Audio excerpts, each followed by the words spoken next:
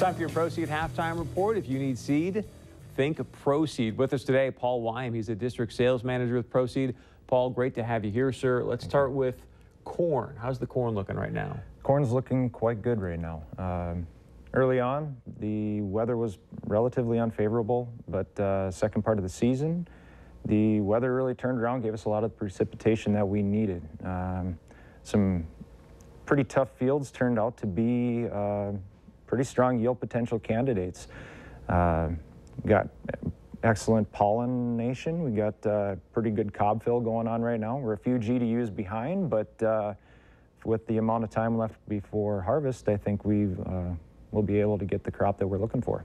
All right, let's talk about the beans. How are the beans looking so far? Beans are looking quite good right now.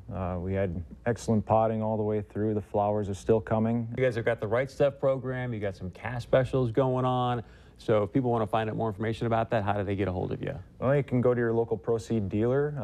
Proceed.net is our website. You can find a large amount of information, phone numbers as to how to get in contact with people there. My phone number is 701-850-7677. We're here to help. Give them a call. Paul, thank you very much. We appreciate it. Stay with us. Much more coming up right here on the Proceed Halftime Show.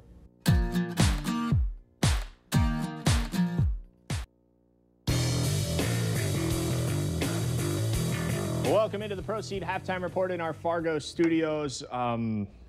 This game going about as we expected it to, as we see the Bison in front big time here at the half. Let's get into those first half That's highlights. right, taking a look at the highlights. Bison off to a rip-roaring start. A big play from Caleb Butler to open things up, and then Nate Tangway with a sack. Yeah, good to see Nate back out there. 9 months removed from a knee injury that cost him the rest of the year last year. And oh, goodness, jet even. I like the numbers in there by the Bison. 1st and 10, just inside the 50.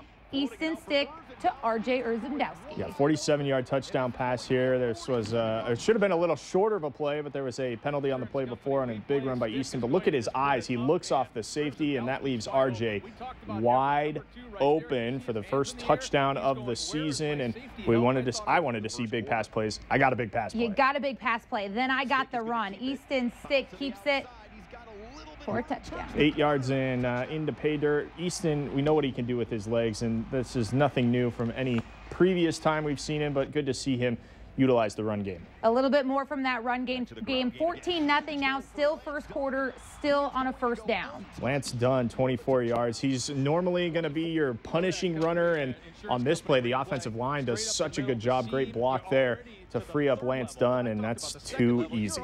I mean, you and I could have gotten in on that one. That was great blocking. 23-0 now after a safety. 1st and 10 again, just outside the 10, that Omaha connection. This is still in the first quarter. We're at 30-0 here as Easton connects with RJ again. That's too easy.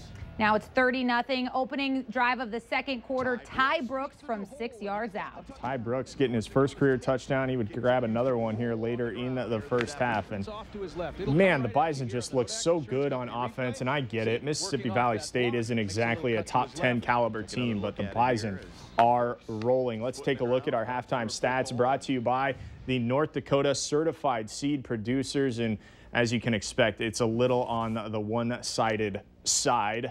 44-7 here at halftime. Look at that rushing yards number. That's not a typo.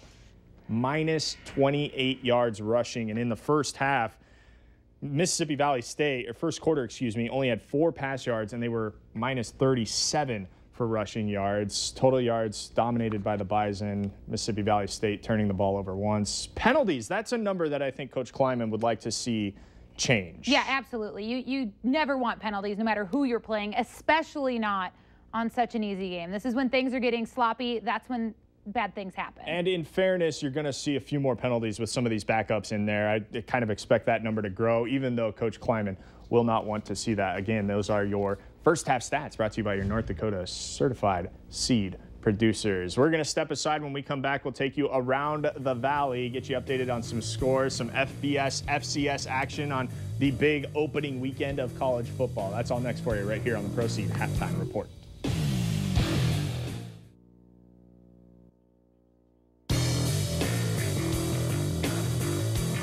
Welcome back to the Proceed Halftime Report. Alex Egan, Beth Hool here with you. 44-7, the Bison lead Mississippi Valley State at halftime. Let's get you caught up on some of the action going on around the rest of the country. And that is not a basketball score. That is an actual football score. This game was insane. Whoa. Missouri, out of the FBS, taking down Missouri State. You know, kudos to Missouri State for scoring 43 points. 43 points on an SEC stage. That's huge. That is very, very big. And then another close game. I shouldn't say that first one was close, but this one was. Youngstown State takes Pitt to overtime, and they fall in overtime. Youngstown State had a chance to tie the game in overtime with the second possession, but they threw an interception in the end zone. So Youngstown State, the Fighting Bo Pelini's come up just a little short. Bo Pelini, though, I'm not surprised. I'm not surprised. He can coach. Trying to capitalize on their FCS championship appearance last year. And still to come tonight, we've got Butler at Illinois State. That'll kick about 6:30 Central Time. Northern Iowa will take on in-state rival and FBS team Iowa State. We've seen the Bison have some success at Iowa State. This one will get underway at around 7 o'clock. This evening, as well as South Dakota will be taking on Drake at Drake in Iowa. So another Iowa team getting some action there. South Dakota, the Yotes going to Drake. That game will get underway at 6. Did you have something to add there, Beth? Well, you know, I was just, there's lots of teams in Iowa, There's a few teams in Iowa there's already this week. Western Illinois picks up a win. Indiana State falls to Eastern Illinois, and South Dakota State beat Duquesne. Eastern Washington in action with Texas Tech as well as we speak. That was 7-3 at last my check. Last check, 7-3, Texas Tech with the lead over Eastern Washington. So it's been a decent weekend for the Valley. Still a few games to come, but the Bison in control in this one. 44-7 at the half over Mississippi Valley State. We'll step aside one last time, come back, and take a peek at what we need to see in the second half and get you back out to the Dome for football. That's all still to come here on the Proceed Halftime Report.